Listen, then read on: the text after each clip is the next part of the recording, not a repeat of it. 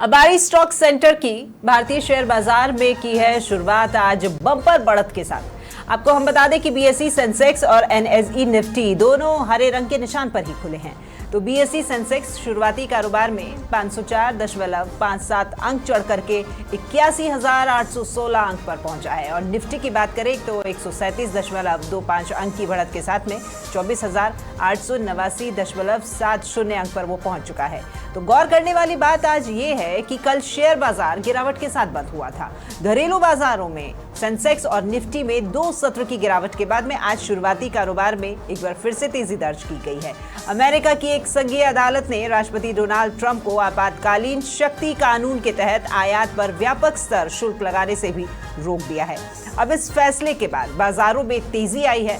अब हम रुक करते हैं हमारे market expert financial doctor Rajesh Kumar Sudani ji का, जो कि हमारे साथ में जुड़ चुके हैं। तो चलिए उन्हीं से अब हम जानेंगे कि मार्केट में आज क्या कुछ रहने वाला है। नमस्कार राजेश जी, बहुत स्वागत है आपका। नमस्कार Rakhi ji, thank you Rakhi ji. Rajesh ji, market positive sign के साथ खुला है आज। राखी जी, आज मंथली एक्सपायरी है मार्केट की, मई सीरीज की, तो काफी ज्यादा वॉलेटाइल है। और आज जो ट्रेंड दिखा रहा है ये डाउन साइड का दिखा रहा है। काफी तेज खुलने के बाद में प्रॉफिट बुकिंग अच्छी वाली आई है। तो आज मार्केट काफी ज्यादा वॉलेटाइल रहेगा। मैं मई सीरीज के निफ्टी फ्यूचर के हिसाब से आपको अब आज का टारगेट बताता हूँ। अभी अपना निफ्टी का फ्यूचर चल रहा है 24,755 760, 24755 24760। तो बहुत माइनर स्टॉप लॉस रखा है हमने 24,730। 24,730 के नीचे बाजार के अंदर इमीडिएट मंदी लगती है 24,650 और 24,600 इमीडिएटली आ जाएगा।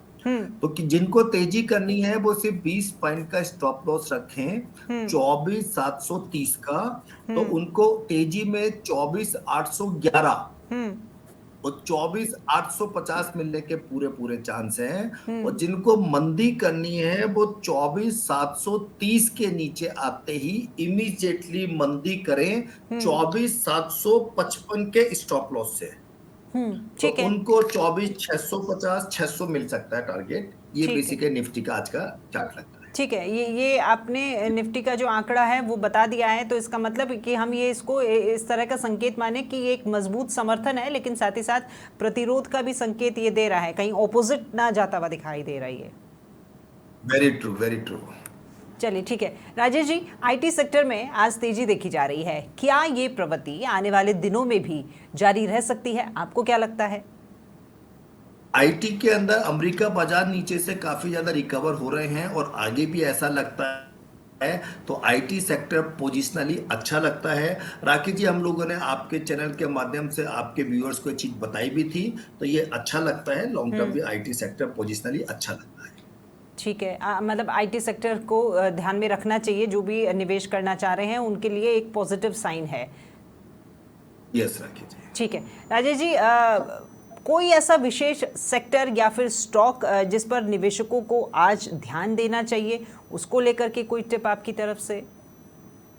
राखी जी, अपन ने 2 दिन पहले भी बाजार में, कल भी अपन ने आईपीएल इंडियन पेप्सिसाइड के लिए बोला था। वो 20% अपने बोलने के बाद 2 दिन में तेजी ला चुका। अपन ने 4-5 दिन पहले जयपुर की कंपनी वीटो स्विच के लिए बोला था, वो 25% अपने रिकमेंडेशन रेट से तेज हो चुका। आपके व्यूअर्स को 3-3 दिन में 25% के रिटर्न मिले, जबकि बैंक एफडी पूरे साल भर में 7-8% का रिटर्न देती है।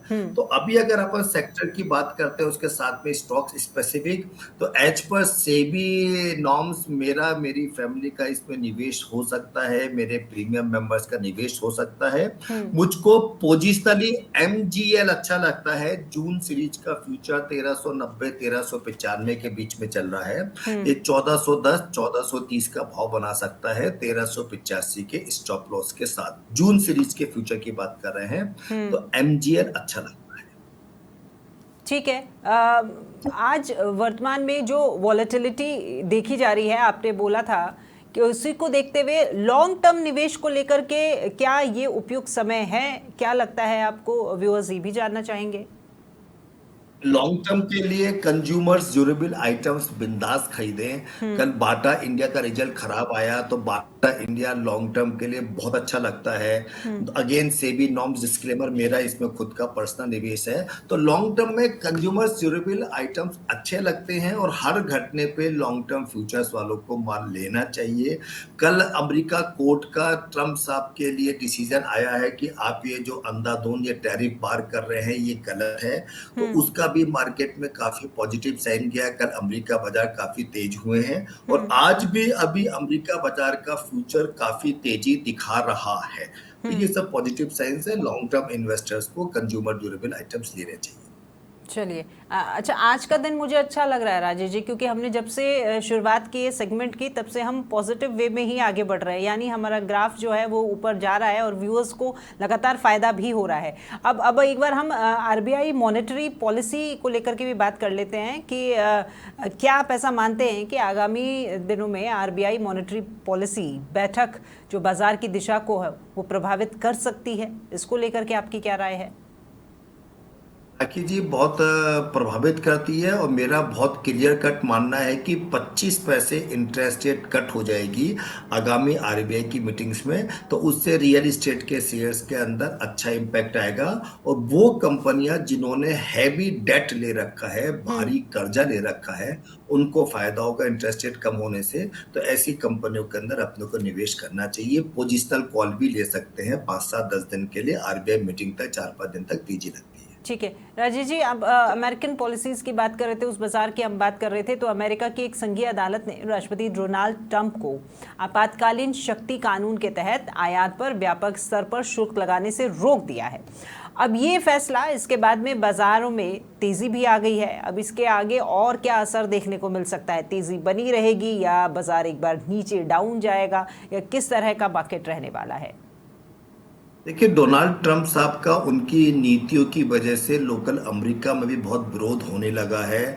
और आपको पता ही होगा मस्क साहब ने भी का रिजाइन दे दिया है, जो डोनाल्ड ट्रंप साहब के लिए एक बहुत बड़ा झटका माना जा रहा है। आप कोई भी चीज को इतना ज्यादा नहीं खींच सकते कि 10% टैरिफ, सीधे 50%, फिर 100%, फिर 150%, फिर इमीडिएट आप वापिस करें तो 10%। तो आपकी खुद की बातों की वैल्यू खत्म हो जाती है। आप कब सुबह क्या बोलेंगे, दोपहर को क्या बोलेंगे, शाम को क्या बोलेंगे, ये गलत चीज है। तो पूरी दुनिया उस चीज में उनकी इंपॉर्टेंस कम हो रही है। इस बात से उनकी मतलब माहौल बन रहा है, मुझे अगर सही शब्द में बोलना चाहिए। तो अगर टैरिफ बार खत्म होती है या खत्म होती हुई लगती है या कम होती है, तो निसंदेह पूरे वर्ल्ड के मार्केट में इसका इम्पैक्ट अच्छा ही जाएगा। तो लॉन्ग टर्म अपने को अगले 3-4 महीने की बात करते हैं तो ग्लोबली मार्केट अच्छे लगते हैं। अमेरिका में अक्टूबर नवंबर से उनका डेट फंड का, उनका पेमेंट का शेड्यूल दोबारा से आएगा, तो अक्टूबर नवंबर तक मुझे कोई दिक्कत महसूस नहीं हो रही है बाजार में। ठीक है राजेश जी, मेरे हिसाब से ये जो अगला सवाल है ये आज का अहम सवाल है तमाम व्यूअर्स के लिए, क्योंकि आज के लिए कौन सा सेक्टर और स्टॉक ऐसा है जो आपके रडार पर है, जो कि सबसे मजबूत नजर आ रहा है आपको? जैसे मैंने कहा, शॉर्ट टर्म के अंदर एमजीएल को ले सकते हैं। जून फ्यूचर के हिसाब से एमजीएल में ट्रेडिंग कर सकते हैं। इसके अंदर 3 से 10% रिटर्न 2-3 दिन में आ जाने चाहिए। पोजिशनल और लॉन्ग टर्म बाटा इंडिया मैंने पहले भी रिकमेंड किया, बाटा इंडिया बहुत अच्छा लगता है। अगेन डिस्क्लेमर कि मेरा इसमें खुद पर्सनल निवेश है, but it's a long term and positional call. तो बाजार को देख के हर घटने पे इन्वेस्ट कर सकते हैं। आईपीएल और वीटो जो हमने बताए थे, दोनों स्टॉक्स, दोनों में 15 से 25% के रिटर्न 2 दिन में मिल गए हैं। तो यही आपके व्यूअर्स खूब अच्छा पैसा कमा रहे हैं राकेश जी। चलिए ठीक है, बहुत शुक्रिया आपका राजेश जी हमारे साथ में जुड़ने के लिए और व्यूअर्स को ये तमाम जानकारी देने के लिए। तो आप इन्वेस्ट कीजिए, सोच समझ कर कीजिए, और जैसी राय हमारे एक्सपर्ट राजेश सुडानी जी ने दी है आप उसके हिसाब से चलें और आगे बढ़ें। शुक्रिया। इस सेगमेंट में फिलहाल इतना ही।